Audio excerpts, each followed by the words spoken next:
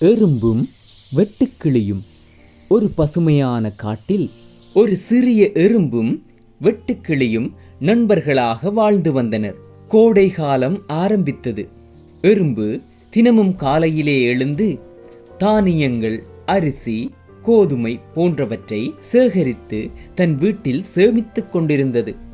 ஆனால் வெட்டுக்கிளியோ விளையாடித் திரிந்தது. வெட்டுக்கிளி எறும்பை பார்த்து, ஏன் எறும்பே, இவ்வளவு வேலை ஏன் செய்கிறாய்? என்னுடன் வா, பாடலாம், குதிக்கலாம், விளையாடலாம் என்று கூறி சிரித்தது.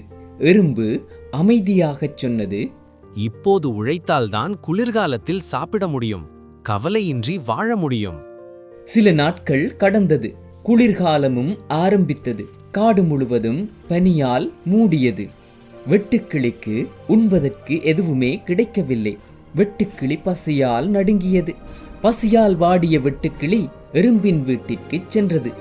எறும்போ தனது குடும்பத்துடன் மகிழ்ச்சியாக இருப்பதை வெட்டுக்கிளி கண்டது. எறும்பே, எறும்பே, எனக்கு கொஞ்சம் உணவு தருவாயா?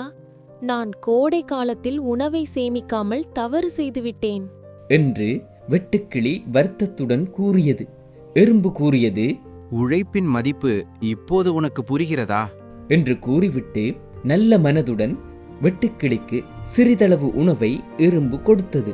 உணவைக் கண்ட வெட்டுக்கிளி மகிழ்ச்சியடைந்தது. வெட்டுக்கிளி மகிழ்ச்சியுடன் கூறியது, இனி நான் உழைப்பேன், சோம்பேறியாக இருந்து நேரத்தை வீணடிக்க மாட்டேன். எறும்பும் வெட்டுக்கிளியும் நண்பர்களாக மகிழ்ச்சியாக வாழ்ந்தன. நீதி, உழைப்பு வாழ்க்கையில் வெற்றி தரும்.